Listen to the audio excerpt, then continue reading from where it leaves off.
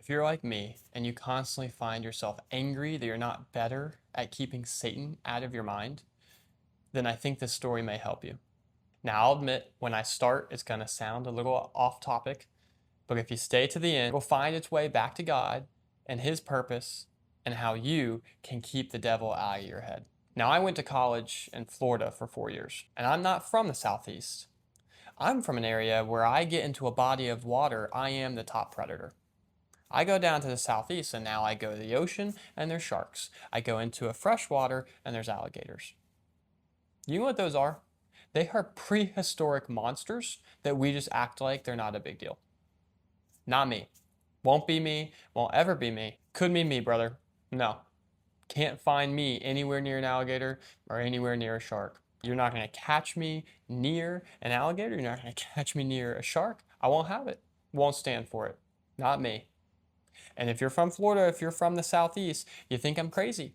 You think it's not a big deal. Believe me, 4 years in Florida, and I'm married to a woman from Florida and her entire family, and everyone thinks I'm hilarious. Everyone thinks that I'm fearful of little alligators, and that's not a big deal. I've heard all the things. I've heard it all. They only bother you if you bother them. How many deaths by alligators have you gone through? You're more likely to get hit by a car and die from that than you are to get killed by an alligator. It's only the big ones you need to worry about. They don't like people, they stay away.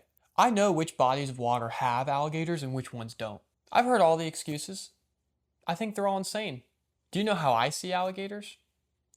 I see every single one of them as a killer. I see every single one of them as capable of eating me.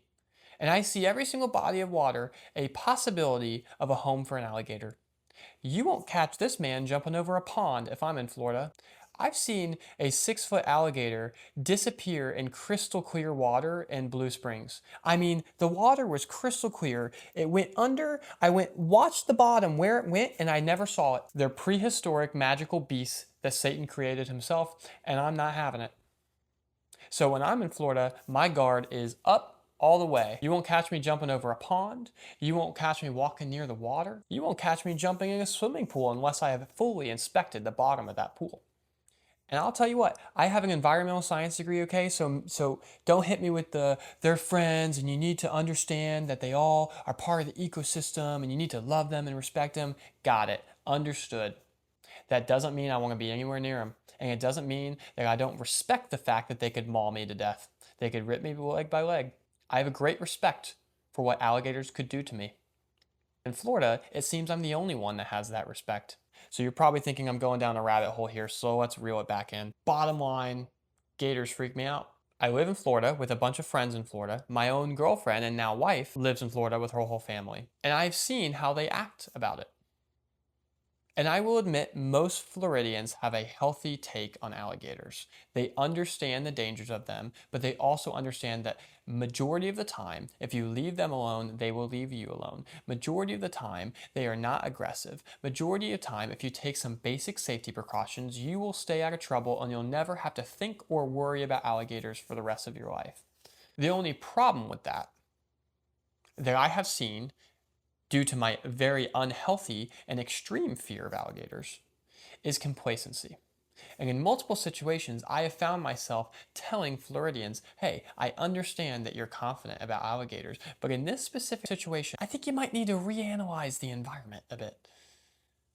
And one example that I know my wife is going to hate that I am using, but when I started dating London, my wife, about 3 weeks into dating, she took me and her dog to the dog park. And I'll show you her dog. He's not going to like this. Hey. This is Levi. And although he growled at me, he's not threatening. He's about 25 pounds. And the weight he does have is mostly hair. So, in my eyes, this dog is a breath mint to an alligator. This dog is a little appetizer to a friendly little gator. But sure enough, she takes me to this dog park. And in the dog park, there is, you go ahead, buddy. I know you hate this. Okay. In the dog park, there is a massive pond. Massive. And I watched with my butt clenched as my girlfriend, now wife, threw a tennis ball as far as she could into that water. And that little 25-pound munchkin jumped in that water and swam all the way to get it. And then he'd turn around in the middle of that pond and swim all the way back. And each time I'm thinking, this is it. This is it. I'm going to have to console this girl when she watches her dog get eaten. And I don't really know if that's going to traumatize me, but I'm sure it's going to traumatize her. And I kept watching thinking, when is it going to happen? When is it going to happen? There's a gator in that water. There's a gator in that water. And he's watching a 25-pound breath mint glide through the water at very slow speeds. And each time he'd bring the tennis ball back, and each time I thought it was over, she would grab it and throw it out there again. And I thought, man, you're playing with fire. You're playing with fire. And it was years later when I finally told her, when I saw you do that, it brought me so much anxiety. And she thought about it and she goes, you know what? I never thought about it that way. That actually was kind of dangerous for him. I probably shouldn't have done that. And I'm not saying this to say that she's a bad owner. I'm not saying this to say that she put her dog in danger. What I'm saying is it was a lapse in judgment. It was a lapse in judgment because London got used to living in the same environments with alligators, and she got used to not respecting the fact that they are predators and they do have a strong ability to enact harm if they choose. A respect that I have fully for alligators. I respect their ability to rip me apart and many beings like me, such as this 25-pound dog. And therefore, you won't catch me jumping over a pond, you won't catch me near the water, you won't catch me ever bringing my kid near the water, you'll surely not catch me throwing a tennis ball out there for my 25-pound dog to run out and get eaten. Not me. Nope. Can't happen, won't ever happen, not me, can't have it. Yet, knowing that the devil is always prowling, I consistently accidentally let my guard down and I find him in my head all the time. I find myself making decisions, having thoughts, and realizing that's not me and that's not God. Who's talking to me? And how long have I been listening? The Bible says, be sober-minded, be watchful. Your adversary, the devil, prowls like a roaring lion, seeking someone to devour. You replace that lion with alligator and you see where I'm going. When you get complacent, when you get used to the devil being around, when you keep telling yourself that it's not a big deal, when you keep deciding that you can live in the same space and that it's really not something that you need to be on guard for all the time, then he gets in. If you view the devil like Floridians view gators, he will get into your life and he will destroy you from the inside out. He will destroy everything that you are because the devil is not an alligator. The devil will not attack you only if he's big enough. The devil will not stay away from you most of the time. The devil will not mind his own business. The devil's goal in life isn't to live peacefully, but will attack if needed. The devil's only goal in life is to find you, destroy you, and devour you, and he is lurking at all times. Even though I can be perfect with maintaining a strong boundary and a strong respect for alligators, and I can be perfect walking through Florida, making sure that I have created every single possible scenario to ensure safety, you will not find me fill a glass of water in Florida tap water without checking the glass first to make sure there's not a gator in it. Not me, because I'm perfect when it comes to watching for alligators in Florida. But 5 minutes into my day, and Satan's already running rampant in my head. And I need to be better. I need to be better. Right now, I treat the devil like a southerner treats an alligator. The difference is the devil is not an alligator. He is ruthless, and his intent is evil. And I need to be better. I need to treat him the way I view alligators. I need to be on guard all the time, constantly watchful, constantly sober-minded, constantly reminding that at any point he could be prowling.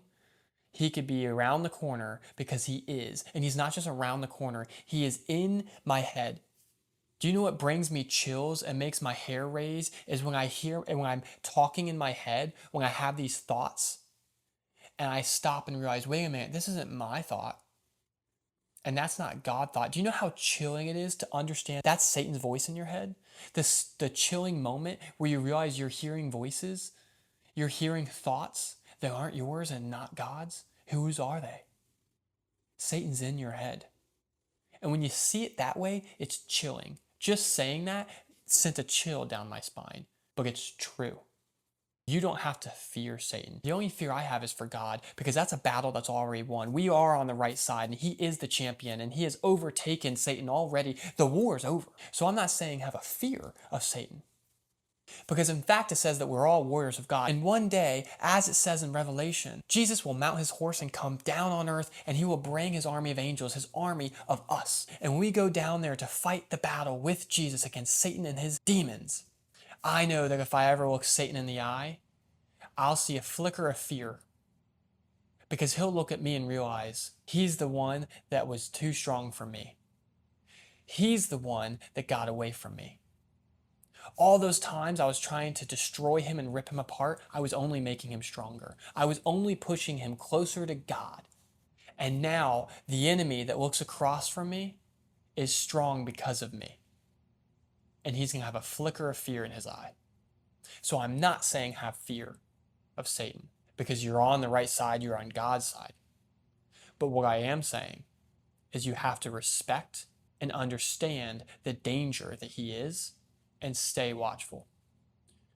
So my advice today is to stay watchful of Satan and his tactics, and to also be watchful of water when you're in the southeast. I hope this content helps. If you enjoy this and want more, please like and subscribe, and have a blessed day.